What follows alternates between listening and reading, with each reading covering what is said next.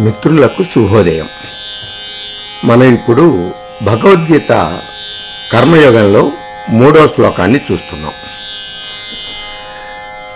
హే జనార్దన, నీవు చెప్పినటువంటి మాటలతో నా బుద్ధి భ్రమకు లోనవుతుంది కనుక నాకు శ్రేయస్కరమైన ఒక మార్గాన్ని నిశ్చయంగా తెలుపుము అని అడిగాడు అర్జునుడు.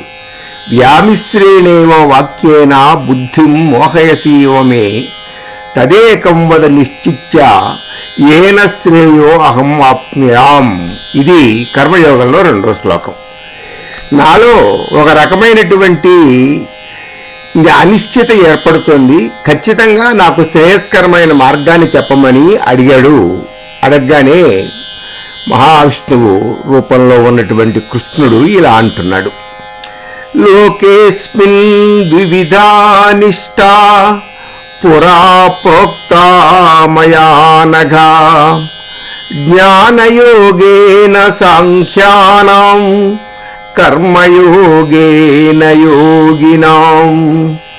లోకేస్మిన్ ద్వివిధా నిష్టా పురా ప్రోక్తా మయా నఘా జ్ఞానయోగేన సాంఖ్యానాం కర్మయోగేన యోగినాం. ఓ పాపరహితుడైనటువంటి అర్జున, అస్మిన్ లోకే, ఈ లోకమునందు ద్వివిధ నిష్ఠ, 2 విధములైనటువంటి స్థితులు. నిష్ఠ అంటే స్థితి అని వ్యాఖ్యానకారులు నిర్వచిస్తున్నారు. 2 స్థితులు ఉన్నాయి. మయా, నా చేత, పురా ప్రోక్త, ఇంతకు ముందే చెప్పబడింది ఈ విషయాన్ని గురించి. సాంఖ్యానాం, సాంఖ్యయోగులకు, జ్ఞానయోగేన, జ్ఞానయోగము ద్వారా, యోగినాం, యోగులకు, కర్మయోగేన, కర్మయోగము ద్వారా నిష్ఠ కలుగుచున్నది.